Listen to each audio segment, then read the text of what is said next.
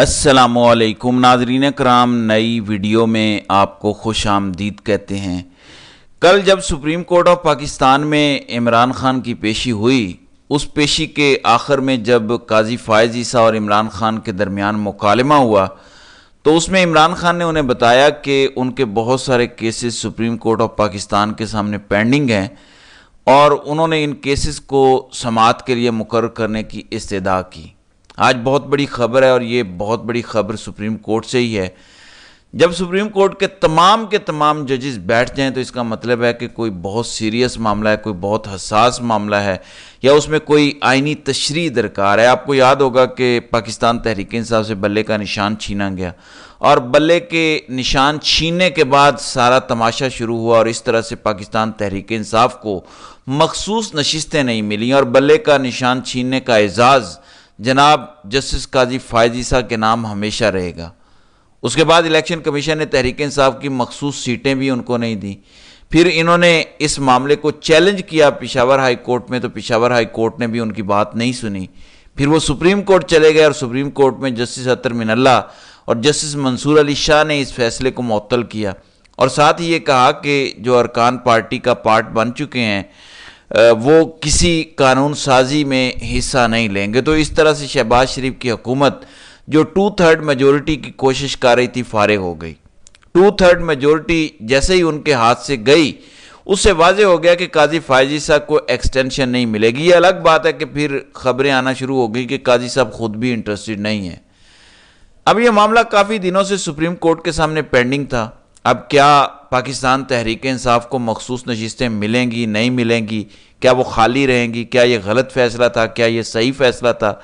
ये एक आइनी तशरीह है और आइनी तशरीह के इस मामले पर सुप्रीम कोर्ट ने तमाम दस्तयाब जजेस पर मुश्तमिल एक फुल कोर्ट बना दी है। इस वक्त सुप्रीम कोर्ट में 13 जजेस अवेलेबल हैं। मजमूई तौर पर देखा जाए तो सुप्रीम कोर्ट में जजेस की कुल आसामियाँ 17 होती हैं, लेकिन इस वक्त 3 आसामियाँ खाली हैं। 14 जजेस अवेलेबल हैं। एक जज जस्टिस मुसर्रत हिलाली जिन्हें दिल की तकलीफ़ हुई, वो हस्पताल में ज़ेर इलाज हैं या आप यूँ कहें बेड रेस्ट पर हैं, वो सुप्रीम कोर्ट में इस वक्त काम नहीं कर रही। तो बाकी 13 जजेस रह गए हैं। तो सुप्रीम कोर्ट ने तहरीक इंसाफ या सुन्नी इत्तेहाद कौंसिल की मखसूस नशिस्तों के मामले पर फुल कोर्ट तश्कील दे दी है। 8 महीने कबल इससे पहले प्रैक्टिस एंड प्रोसीजर एक्ट पर फुल कोर्ट बैठी थी।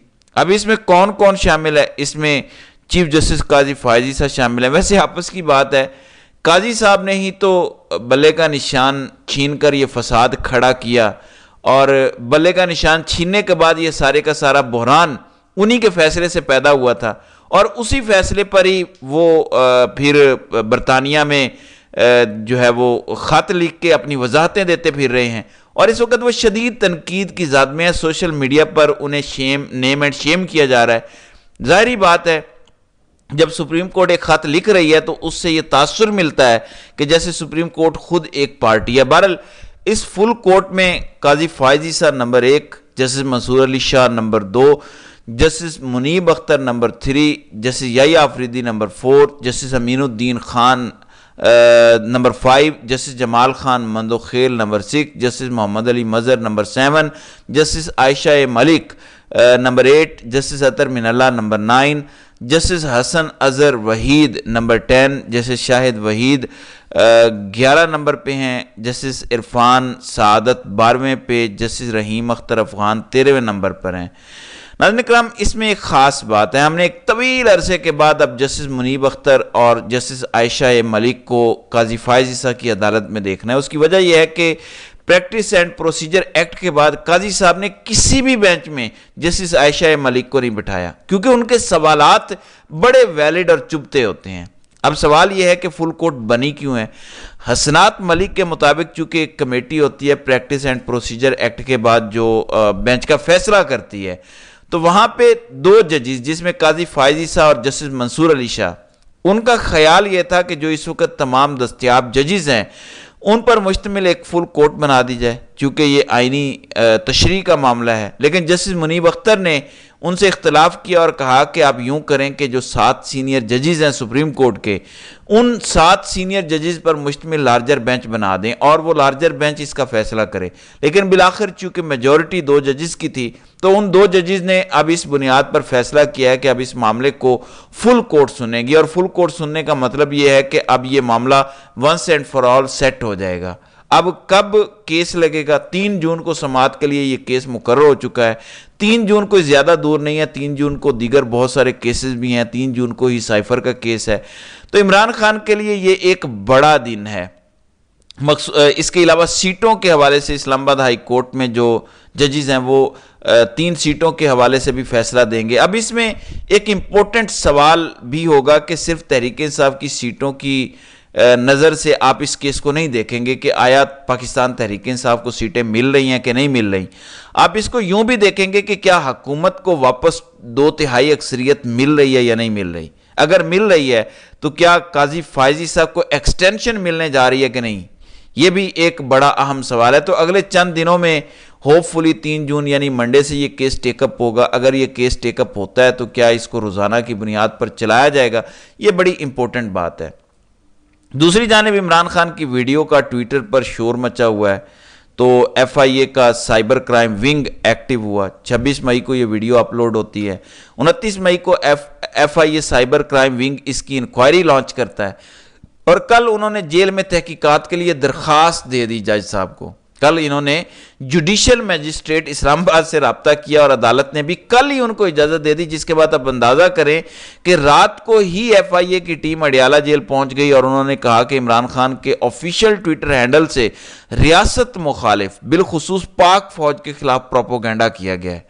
انہوں نے کہا کہ اس ویڈیو کے ذریعے آرمی کے خلاف پروپیگنڈے کے ذریعے حقائق کو توڑ مروڑ کر آفیسرز اور جوانوں میں بغاوت اور اشتعال پیدا کرنے کی کوشش کی گئی ہے۔ اس ویڈیو کے ذریعے مختلف ریاستی اداروں میں تفریق بھی پیدا کرنے کی کوشش کی گئی ہے، اور یہ ویڈیو صریحاً پیکا آرڈیننس 2017 کی خلاف ورزی ہے، جس کی تفتیش ہونا لازم ہے۔ اس لیے عمران خان تک تفتیش کی رسائی دی جائے۔ اب عدالت نے اس کی اجازت دے دی، یہ رات کو جیل پہنچ گئے، لیکن عمران خان نے شامل تفتیش ہونے سے اور ایف آئی اے کی ٹیم کے کسی بھی سوال کا جواب دینے سے صاف انکار کیا، اور انہوں نے کہا کہ جب تک میرے وکلاء موجود نہیں ہوں گے میں کسی طور پر بھی آپ کو جواب دے نہیں ہوں۔ اس کے بعد ایف آئی اے نے ایک تحریری جواب بھی عمران خان کا حاصل کیا۔ تحریری جواب کیا ہے؟ جو ان کا اجازت نامہ ہے اس پر عمران خان نے اپنے کامنٹس لکھے ہیں اور ساتھ سائن کیے ہیں۔ اس میں چونکہ اجازت مانگی گئی تھی تو عمران خان نے نیچے لکھا ہے کہ I will join the investigation in presence of my lawyers and the above allegation is absolute nonsense۔ انہوں نے کہا کہ میں اپنے وکلاء کی موجودگی میں جواب دوں گا، اور آپ جس الزام کا ذکر کر رہے ہیں وہ بہت بیہودہ ہے۔ تو عمران خان ایبسلیوٹلی ناٹ کا پہلے نعرہ لگاتے آئے ہیں، اب نئی ٹرم آ گئی ہے ایبسلیوٹ نانسنس، اور ایبسلیوٹ نانسنس والا ہیش ٹیگ اس وقت پاکستان میں ٹویٹر پر ٹاپ ٹرینڈ کر رہا ہے۔ پھر ایک اور اہم ڈیولپمنٹ ہے جو اسلام آباد سے ہے۔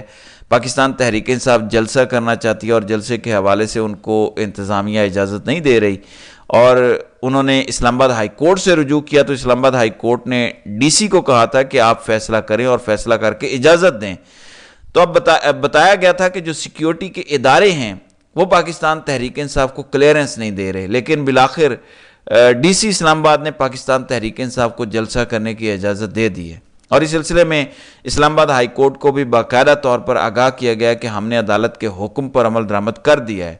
ڈی سی اسلام آباد نے پاکستان تحریک انصاف کو روات جی ٹی روڈ پر جلسہ کرنے کی اجازت دی ہے، لیکن اس وقت امپورٹنٹ بات یہ نہیں ہے کہ روات میں جلسہ ہے، پریڈ گراؤنڈ میں ہے یا ڈی گراؤنڈ میں ہے۔ اس وقت امپورٹنٹ بات یہ ہے کہ پاکستان تحریک انصاف کو بالآخر جلسے کی اجازت ملی ہے۔ اب پاکستان تحریک انصاف یہ جلسہ کیسے کرتی ہے، کتنا بڑا جلسہ کرتی ہے، یہ بڑی اہم بات ہوگی، اور اگر اتنے عرصے کے بعد میرا خیال ہے تحریک انصاف کو کھل کے موقع مل رہا ہے، میرا نہیں خیال کہ آپ روک سکیں گے لوگوں کو یا لوگ نہیں آئیں گے۔ یہاں تو عمران خان کی ایک تصویر سے اتنا خوف ہے، تو کس طرح یہ ممکن ہو سکتا ہے کہ یہ جلسے کی اجازت دیں اور یہ گرفتاریاں نہ کریں یا رکاوٹیں کھڑی نہ کریں؟ تو جون آ چکا ہے اور جون میں یہ جلسہ ہونا ہے، تو آنے والے چند دنوں میں آپ کو پتہ چل جائے گا کہ حکومت اور فیصلہ ساز یا کمپنی سرکار اس جلسے کو فیل کرنے کے لیے کیا کچھ کرتی ہے۔ تو ناظرین کرام، آپ کی اس ویڈیو کے حوالے سے کیا رائے ہے؟ آپ اپنی رائے کا اظہار کامنٹ سیکشن میں ضرور کیجیے گا۔